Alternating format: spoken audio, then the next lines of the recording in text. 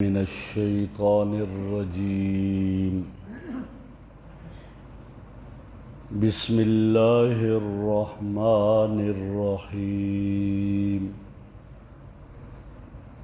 قد خلت من قبلکم سنن فسیروا فی الارض فانظروا کیف کان عاقبۃ المکذبین ھذا بیان للناس وہدی وموعظۃ للمتقین ولا تہنوا ولا تحزنوا وانتم الاعلون ان کنتم مؤمنین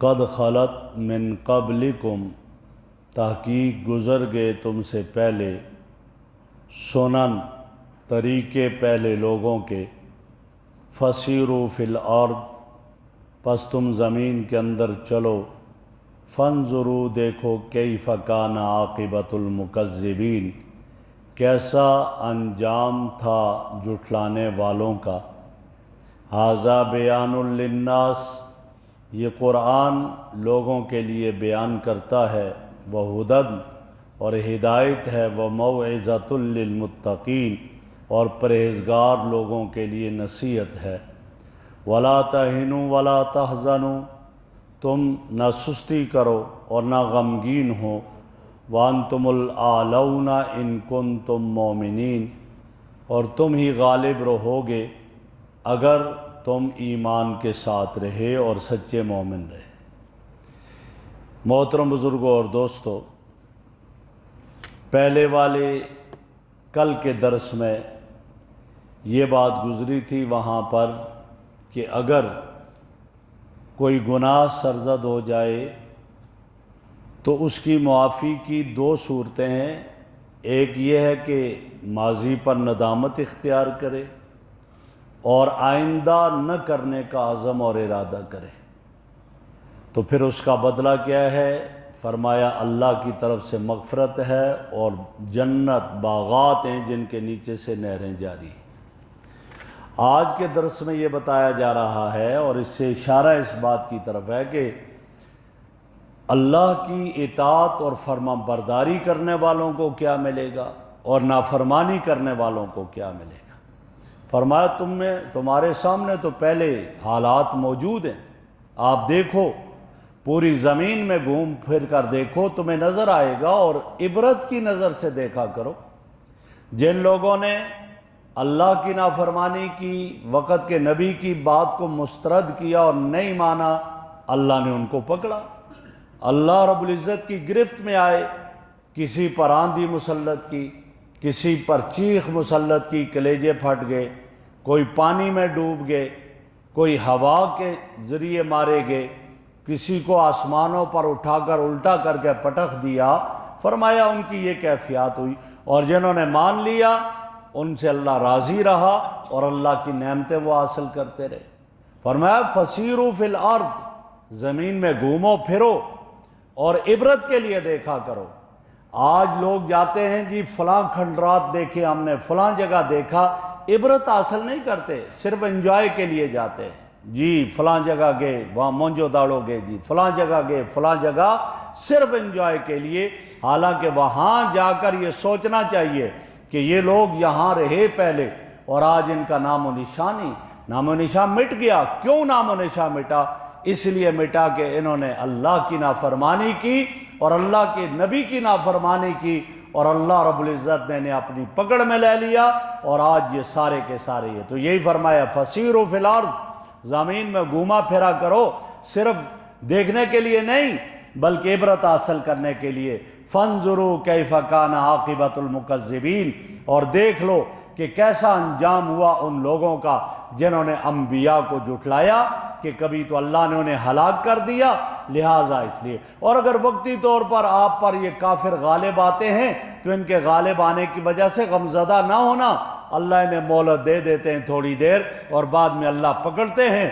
انما نملی لہم لیزدادوا اسما، فرمایا میں نے مہلت اس لیے دیتے ہیں کہ یہ کریں گناہ، آگے حد سے نکلیں، ایکسکیوز کا کوئی موقع ہی نہ ملے، اور پھر اللہ جب پکڑتے ہیں تو ان بطش ربک لشدید، ایسی پکڑ ہوتی ہے کہ پھر اس پکڑ سے کوئی چھڑا نہیں سکتا۔ تو فرمایا ان کا انجام بھی دیکھ لو۔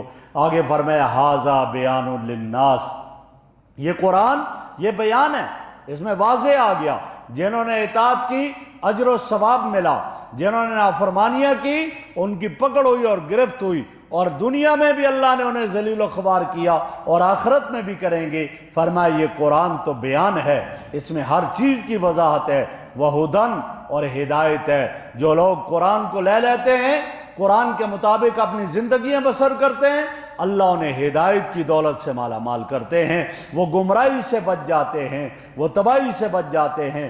وہ موعظۃ للمتقین، اور یہ نصیحت ہے پرہیزگاروں کے لیے، جو متقی لوگ ہیں، جو پرہیزگار لوگ ہیں، وہ اس سے نصیحت حاصل کرتے ہیں اور اس قرآن پر عمل کرتے ہوئے وہ آگے بڑھتے ہیں۔ فرمایا ان کا یہ حال ہوتا ہے اور ان کی یہ کیفیت ہوتی ہے، لہٰذا یہ ان کا حال ہے۔ آگے فرمایا وَلَا تَهِنُوا وَلَا تَحْزَنُوا وَأَنْتُمُ الْأَعْلَوْنَ إِن كُنتُم مُؤْمِنِينَ۔ ایک اشارہ کیا ایک بات کی طرف، غزوہ احد میں پہلے تفصیل سے میں عرض کر چکا ہوں، غزوہ احد میں وقتی طور پر تھوڑی سی شکست ہوگی، جب تھوڑی شکست ہوئی تو اس پر صحابہ کرام غمزدہ ہونے لگے، تو اللہ رب العزت نے تسلی دیتے ہوئے فرمایا وَلَا تَهِنُوا، اب سستی نہ کرو، وَلَا تَحْزَنُوا، اور غمگین بھی نہ ہو، جو تم سے ماضی میں ہو گیا، اب اس پر غمزدہ ہو کر نہ بیٹھے رہو، اور آئندہ کے لیے سستی نہ کرو، چستی سے کام لو۔ وَأَنْتُمُ الْأَعْلَوْنَ، تم ہی غالب رہو گے۔ وقتی طور پر اگر تھوڑا بہت ہو گیا، تمہارے 70 ساتھی شہید ہو گئے، بڑے بڑے شہید ہو گئے، تو یہ ہے وقتی طور پر۔ نبی اکرم صلی اللہ علیہ وسلم آپ کے دندان مبارک اس میں شہید ہوئے، فرمایا کوئی نہیں، لیکن آئندہ کے لیے ذرا چستی کا مظاہرہ کرو اور اس سستی کو ختم کر دو۔ تو یہ حضرات صحابہ کی زندگیاں تھیں، اصول بتا دیا، اور اصول کیا بتایا؟ سستی نہ ہو، اور ماضی پر جو ہے غمزدہ نہ ہو آدمی، آئندہ کی فکر کرے اور آئندہ کے لیے جہاد اور جنگی تیاری کے لیے تیار رہے۔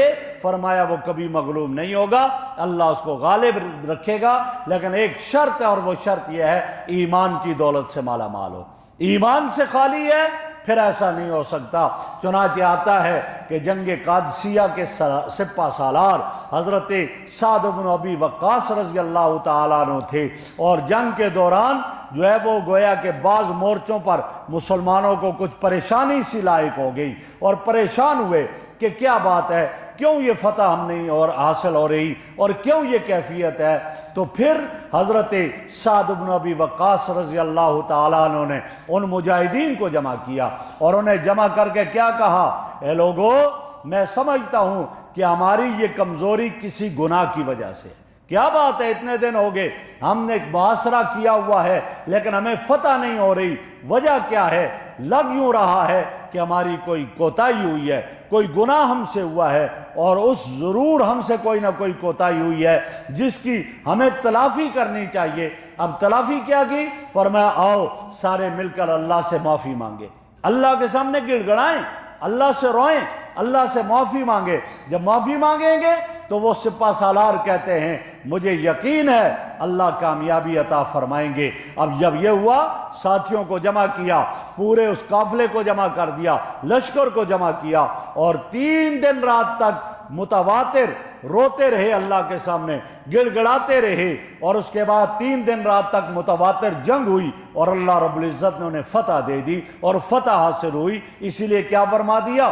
وَلَا تَهِنُوا وَلَا تَحْزَنُوا وَأَنْتُمُ الْأَعْلَوْنَ إِن كُنتُم مُؤْمِنِينَ، اگر تم ایمان پر قائم رہو گے تو تم ہی غالب ہو کر رہو گے۔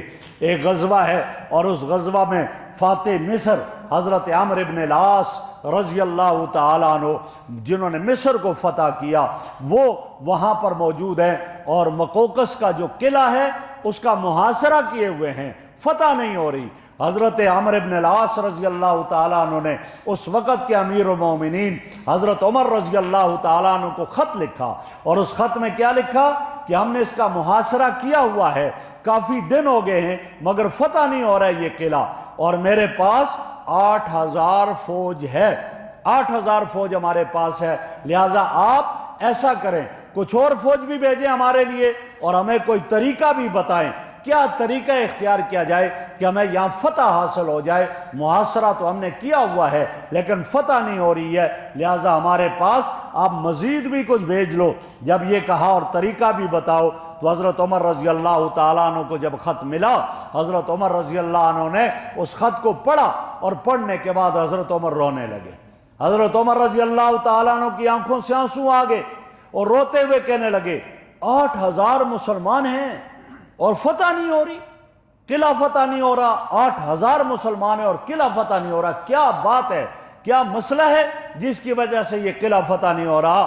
تو حضرت عمر رضی اللہ عنہ نے جواب لکھا حضرت عمرو بن العاص رضی اللہ تعالیٰ عنہ کو، فرمایا کہ تم غور کرو 8000 آدمی ہو اور کیوں نہیں قلعہ فتح ہو رہا؟ لگ یوں رہا ہے کہ نبی کی کوئی سنت تم سے رہ گئی ہے، حضور کی کوئی سنت تم سے رہ گئی، حضور کی سنت میں کوتاہی کر دی ہے جس کی وجہ سے تمہیں فتح نہیں ہو رہی۔ ذرا غور کرو، اور کیا بات ہے، اس سنت کے ترک کرنے کی وجہ سے اللہ کی مدد نہیں آ رہی، نصرت الہی رک گئی ہے، اس میں تاخیر ہوگی، کیا بات ہے۔ جب انہوں نے معلوم کیا اور ساتھ یہ بھی فرما دیا کہ میں آپ کے لیے 4000 اور فوج بھیج رہا ہوں، اور 4000 فوج کیا تھی؟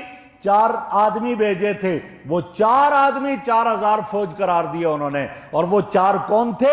وہ 4 جن کو بھیجا ایک تھے حضرت زبیر ابن العوام رضی اللہ تعالیٰ عنہ، دوسرے حضرت عبادہ ابن صامت رضی اللہ تعالیٰ عنہ، تیسرے حضرت خارجہ ابن حذافہ رضی اللہ عنہ، اور چوتھے حضرت حذیفہ ابن الیمان رضی اللہ تعالیٰ عنہ۔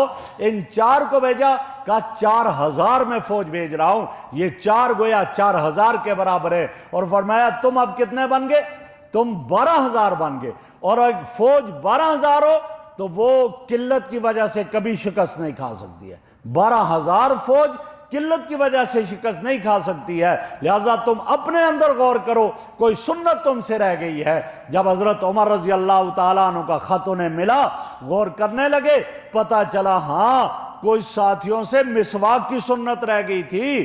نبی اکرم صلی اللہ علیہ وسلم کی ایک سنت ہے مسواک کرنا، التعطر والسواک من سنن الانبیاء، خوشبو لگانا، مسواک کرنا انبیاء علیہ السلام کی سنت ہے۔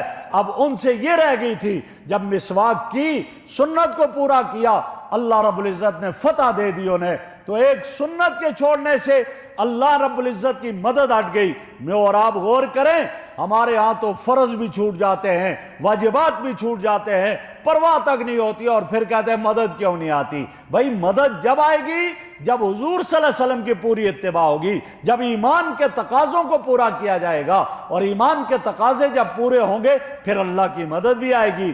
جہاں ایمان کے تقاضے پورے نہیں ہوں گے وہاں اللہ کی مدد نہیں آتی۔ اور اس کے بعد پھر کہتے ہیں دیکھو جی مسلمان ہیں اور پٹ رہے ہیں، مار کھا رہے ہیں، اللہ کی مدد کیوں نہیں آ رہی؟ اللہ کی مدد آئے گی جب مسلمان حقیقتاً مسلمان بن جائیں، اور جب مسلمان بن جائے پھر 4 مسلمان 4000 کے برابر ہوتے ہیں، وہ 4000 کا مقابلہ کرتے ہیں، اس وقت اللہ پر نظر ہوتی ہے، تو پھر اللہ عزت اور فتح عطا فرماتے ہیں۔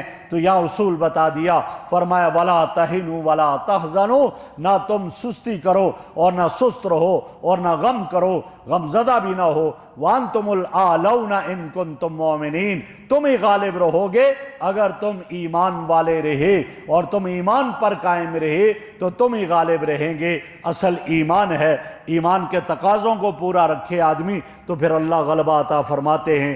اللہ رب العزت ہمیں ایمان پر قائم فرما دے۔